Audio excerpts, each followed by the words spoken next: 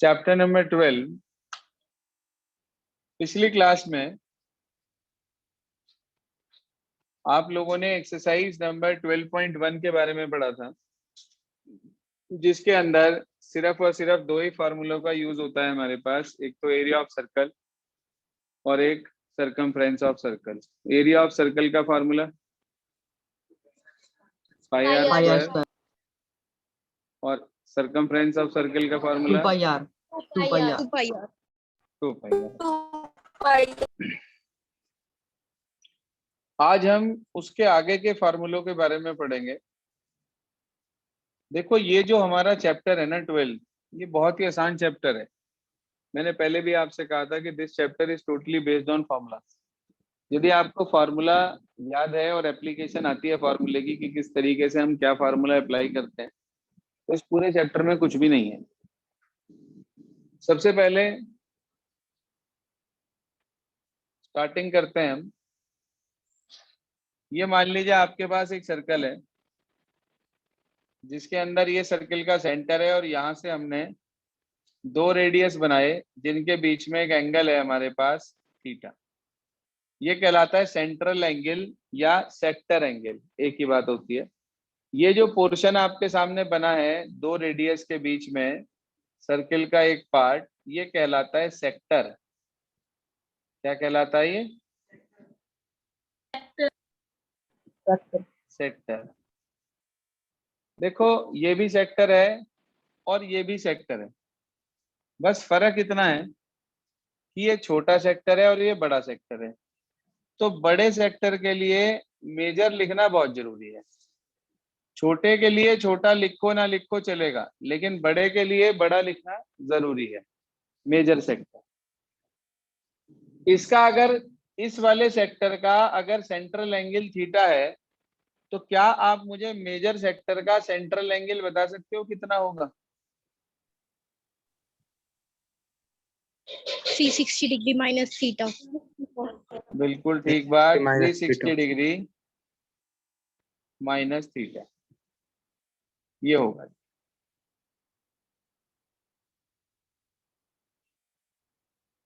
ये यहां से यहां तक का जो पोर्शन है ये कहलाता है लेंथ ऑफ आर्क।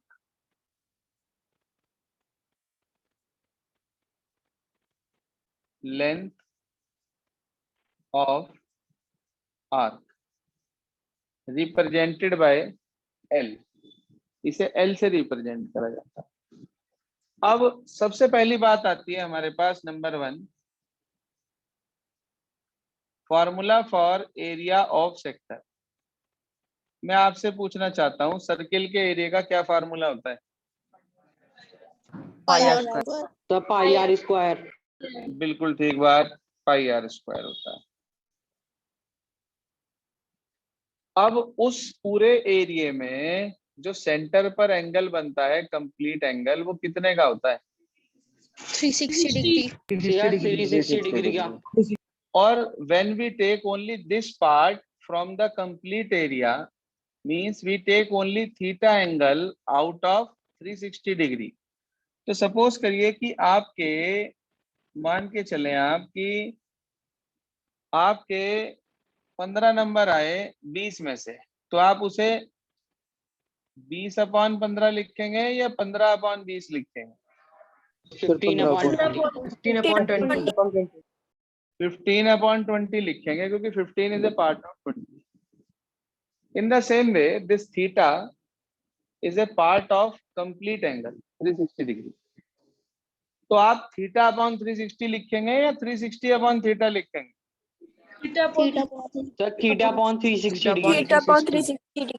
ये आ गया। पूरे सर्किल का एरिया होता है पाई आर स्क्वायर। हमने उसमें से सिर्फ एक पार्ट लिया पूरे एरिया का। कितना पार्ट? θ/360 पार्ट किसका? पाई आर स्क्वायर का। तो उसके बिहाफ पर हमारे पास फार्मूला आता है एरिया ऑफ सेक्टर का, θ/360 पाई आर स्क्वायर। मेरे ख्याल से सबको याद भी हो गया होगा फार्मूला। Yes sir. दूसरा हम फार्मूला जो हमारे पास इसमें यूज होता है वो है sir area of major sector. अरे भाई, मेजर सेक्टर हो या सेक्टर हो, है तो दोनों सेक्टर ही। जो उसका सेक्टर एंगल था वो ऊपर रखा अपॉन 360 पाई आर स्क्वायर। आप मुझे बताओ मेजर सेक्टर का सेक्टर एंगल कितना है? 360 minus theta. सर 360 तो डिग्री इस, माइनस थीटा। तो इसका फार्मूला भी यही होगा, 360 degree minus theta upon 360 into pi are square. ये इसका फार्मूला हो गया। अगले फार्मूले की बात करें हम, लेंथ ऑफ आर्क यानी कि एल। अच्छा एक बात बताओ, लेंथ ऑफ आर्क ये जो है L, it is a part of whole circumference. It is a part of whole circumference. Circumference. पूरा सरकमफ्रेंस सर्किल पे कितना एंगल बनाता है? 360। 360. और हमने हमने उसमें से सिर्फ ये वाला पार्ट लिया जो सेंटर पे कितना एंगल बना रहा है? थीटा। हमने पूरे सरकमफ्रेंस में से सिर्फ ये वाला पार्ट लिया जो कि सेंटर पे थीटा एंगल बना रहा है। कितने में से? 360 में से। तो इसका फार्मूला बना सीधा सीधा थीटा बाय 360 इंटू पूरा सरकमफ्रेंस यानी कि 2 पाई आर। 2 pi R. तो theta by 360 into 2 pi R हमारे पास फार्मूला आ गया किसका? Length of arc. Length of arc. भारी काम तो नहीं? No sir. No sir. No sir. चलिए इसके बाद बात करते हैं इसी का पेरीमीटर, सेक्टर का पेरीमीटर ऑफ सेक्टर। पेरीमीटर का क्या अर्थ होता है? So sum of all boundaries. शाबाश, सम ऑफ ऑल बाउंड्रीज। सारी बाउंड्रीज के सम को पेरीमीटर कहा जाता है मेरे बच्चे। It is a sector and it has 3 boundaries. This boundary is radius, another boundary is also radius, and the third boundary is what? Length of arc. क्या ये लेंथ ऑफ आर्क। तो इसका मतलब अगर हम इन तीनों को जोड़ देते हैं तो हमारे पास पेरीमीटर आ जाएगा सेक्टर का सीधा सीधा, यानी कि 2 तो आर और प्लस एल। दोबारा से एल का फार्मूला तो ना लिखूं यहाँ पर?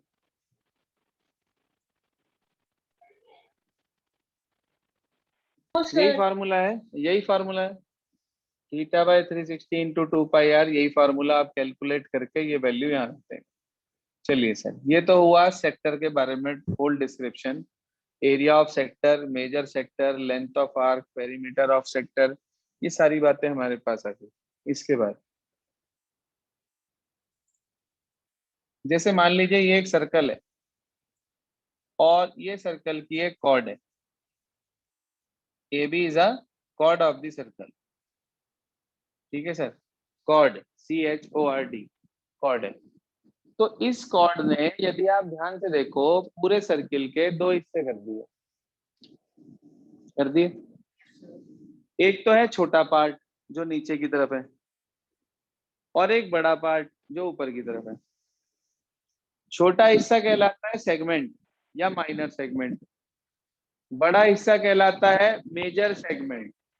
मेजर को मेजर लिखना जरूरी है, माइनर को माइनर लिखो या ना लिखो डजंट मैटर, उससे कोई फर्क नहीं पड़ने वाला। तो इस हिस्से को तो कहते हैं हम सेगमेंट,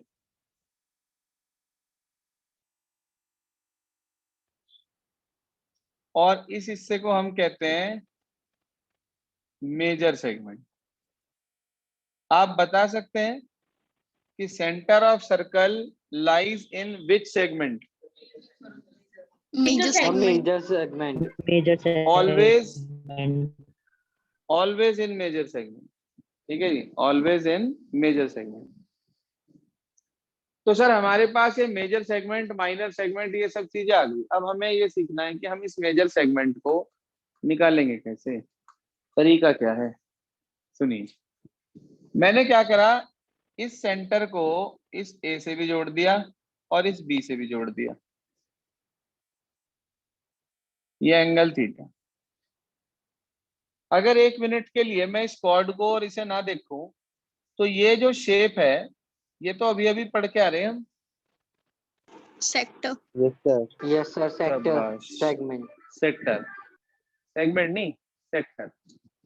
सेक्टर है ये पूरी शेप। आप ध्यान से देखो, अगर इस पूरे सेक्टर में से मैं ऊपर वाला ट्राइंगल एओबी माइनस कर देता हूं, सेक्टर के एरिया में से ट्राइंगल जो बन रहा है ऊपर एओबी, अगर मैं उसे माइनस कर देता हूं तो क्या मेरे पास सेगमेंट का एरिया आ जाएगा? Yes, sir. Yes sir. Yes, sir. Here question arises, how we find out the area of triangle? अब अगर मान लीजिए ये ट्राइंगल पे हम जिक्र करें, देखें इसे ध्यान से, तो सर इसके बारे में अभी हमें कुछ नहीं पता। इसका एरिया बेसिकली इस बात पे डिपेंड करता है कि ये जो एंगल दिया है ना आपको थीटा, ये कैसा है। जब भी सेगमेंट का एरिया निकालने को आएगा, मेरी बात कान खोल के सुन लो, जब भी सेगमेंट का एरिया निकालने के लिए आएगा तो ये जो सेक्टर एंगल है हमारे पास, सेंट्रल एंगल कहो या सेक्टर एंगल कहो, इसकी वैल्यू या तो 60 डिग्री देगा वो आपको, या देगा वो 90 डिग्री। क्या कहा मैंने? या तो वो आपको इसकी वैल्यू 60 डिग्री देगा या फिर वो 90 डिग्री देगा। लेकिन कुछ क्वेश्चंस में आपकी बुक के अंदर ये 120 डिग्री दी हुई है, वो सारे क्वेश्चन कट हैं, डिलीट हो गए हैं। एक तो एग्जाम्पल 3 है इसी चैप्टर का, और एक क्वेश्चन नंबर 7 है इसी चैप्टर का। लेकिन आप क्वेश्चन को कट मत करिएगा। क्वेश्चन में जहां पर लिखा हुआ है सेगमेंट, वहां पे आप ब्रैकेट में कह लो या हल्का सा उस पर कट लगाकर वहां पे आप सेक्टर लिख लो, सेक्टर। क्योंकि 120 डिग्री से सेगमेंट का एरिया निकालना आप लोगों के सिलेबस से बाहर हो गया है, इसलिए ये क्वेश्चन यहाँ पर कट गया है। ठीक है सर, कहाँ कौन पे सा? लिखना है? Example number 7, sorry example number 3 and question number 7, दोनों के अंदर आप काटकर वहां पर सेक्टर शब्द लिख लीजिए, सेक्टर। ठीक है, आंसर मैच नहीं करेगा, लेकिन बुक में जो आंसर होगा वो तो सेगमेंट के हिसाब से होगा, तो इसलिए आंसर आप लोग अपना निकालकर एक दूसरे से टैली कर लेना पूछ के। बात समझ में आ गई? 120 Yes, डिग्री sir. के एंगल पर सेगमेंट का एरिया निकालने के लिए कभी नहीं आएगा, या तो 60 पे आएगा या 90 पे आएगा, बस। इसके अलावा और कहीं नहीं आएगा। सुनिए ध्यान से, पहले हम निकाल रहे हैं एरिया ट्राइंगल एओबी। सर ये अलग अलग एरिया थीटा पे डिपेंड करेगा। अगर मान लो थीटा 60 है तो फॉर्मूला लगेगा √3/4 इंटू r²। यहाँ ब्रैकेट में लिख दिया इफ थीटा इक्वल टू कितना बेटे, 60 डिग्री। थीटा अगर 60 है तो ये फॉर्मूला लगेगा 1/2 into r², if theta equals to 90 degree. ये दोनों फॉर्मूले, ये तो इक्विलेटरल की वजह से आया, ये राइट की वजह से आया। इसका एक जनरल फॉर्मूला होता है 1/2 r² साइन थीटा। ट्रिग्नोमेट्री पढ़ लिया अब आपने, साइन थीटा के बारे में आप बहुत अच्छे से जानते हो। तो आप मुझसे अगर मैं पूछूं भाई अगर थीटा 60 हो गया तो साइन 60 की क्या वैल्यू होती है?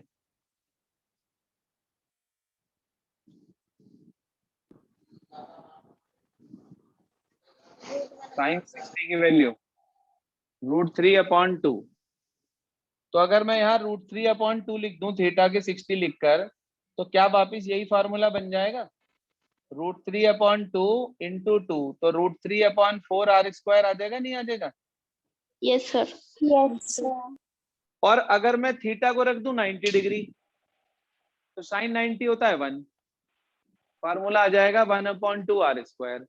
इसका मतलब ये जो ऊपर के दोनों फार्मूले है ना, बाई चांस अगर आप भूल भी जाओ और आपको नीचे वाला याद हो जाए 1/2 r² साइन थीटा, तो इसकी हेल्प से आप इन दोनों फार्मूलों को डिराइव भी कर सकते हो। ठीक है जी, तो ये जनरल फार्मूला होता है। लेकिन मैं आपको यही कहूंगा कि आप ये तीसरे नंबर का फार्मूला कम से कम अप्लाई करने की कोशिश करना। कुछ टीचर नंबर काट लेते हैं, कुछ, सारे नहीं। मेरी क्लास का अगर कोई स्टूडेंट है वो किसी भी फार्मूले से करेगा पूरे नंबर। जी हाँ। तो ये हुआ ट्राइंगल एओबी का एरिया, ये निकालना सीख लिया हमने। अब मुझे ट्राइंगल का एरिया नहीं निकालना है भाई, मुझे तो सेगमेंट का एरिया निकालना था, जिसके लिए मुझे ट्राइंगल का एरिया निकालना सीखना पड़ा। अब हम लिखेंगे एरिया ऑफ सेगमेंट। सेगमेंट का मतलब माइनर सेगमेंट, क्योंकि मेजर के लिए मेजर लिखना जरूरी होता है। कैसे निकालेंगे area of segment?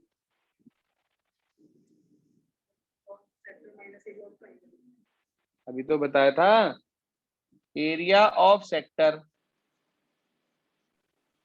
Minus area of minus triangle. Area of triangle. दोनों के फार्मूले आपको पता है, मेरे ख्याल से बताने की जरूरत तो है नहीं। सेक्टर का फार्मूला आपने ऊपर लिख रखा है, देख लें, theta by 360 pi are square. और ट्राइंगल का एरिया यही लिखा है बोर्ड पे आपके सामने। थीटा पे डिपेंड करता है, theta is 60 then formula is √3/4 r square. If theta is 90 then formula is 1/2 r square. ठीक है जी, ये याद रखने हैं फार्मूले आपको। ये आ गया सेगमेंट का एरिया। अब मुझे चाहिए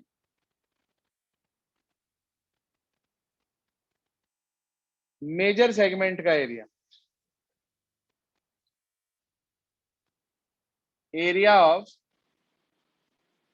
मेजर सेगमेंट। सर ये भी दो तरीके से निकाला जा सकता है, 2 डिफरेंट मेथड्स आर देयर। मान लो क्वेश्चन में कहा गया कि find the area of minor segment, और फिर कहा गया find the area of major segment. तो पहले माइनर निकलवा लिया, फिर वो मेजर मांग रहा है। तो जब आप माइनर निकाल चुके हो, तब तो आसान तरीका ये होता है कि पूरे सर्किल में से माइनर उड़ा दो, मेजर आ जाएगा। लेकिन अगर उसने डायरेक्ट पूछ लिया find the area of major segment, तो हम क्यों निकाल लें भाई माइनर? हम क्यों निकाल लें माइनर? हमारा दिमाग खराब थोड़ी ना है।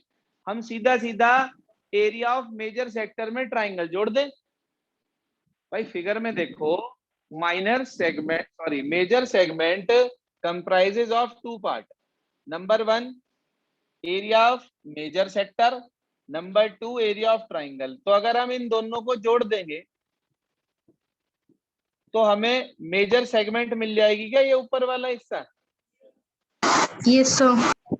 तो there are 2 formulas. Number 1 area of circle minus area of segment, पहला तरीका। दूसरा formula area of major sector, ध्यान से लिखना खोल के, plus area of triangle AOB.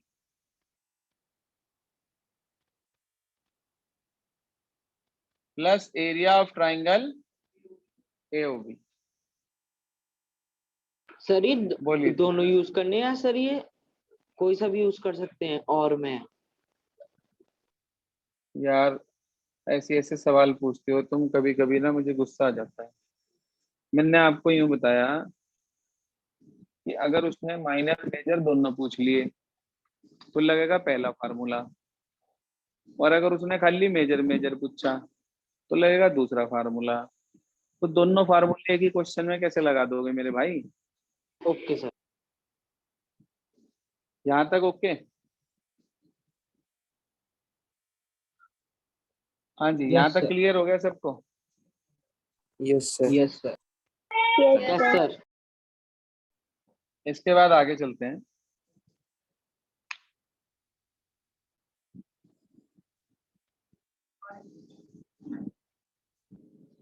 इसके बाद बात करते हैं हम आगे। नेक्स्ट हमारे पास आ जाता है जिसकी हमें इस एक्सरसाइज के अंदर नीड है, वो है हमारे पास सेमी सर्कल और क्वाड्रेंट्स। सुनिए ध्यान से।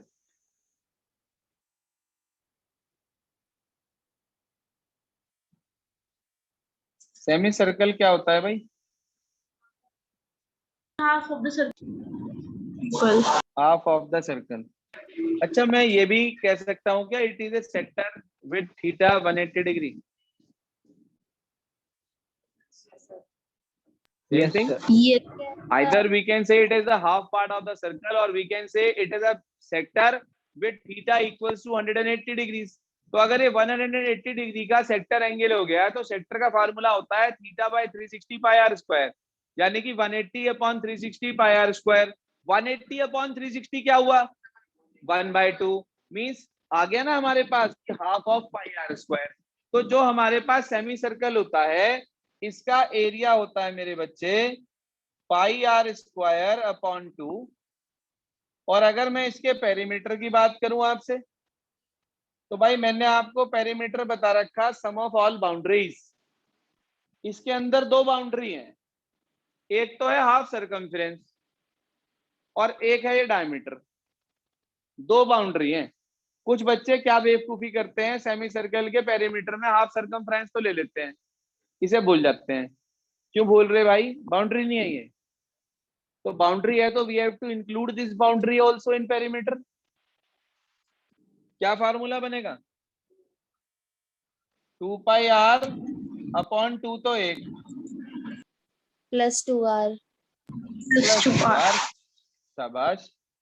2 से 2 काट दिया हमने, आर कॉमन ले लिया, पाई प्लस 2, ये आ गया जी पेरीमीटर।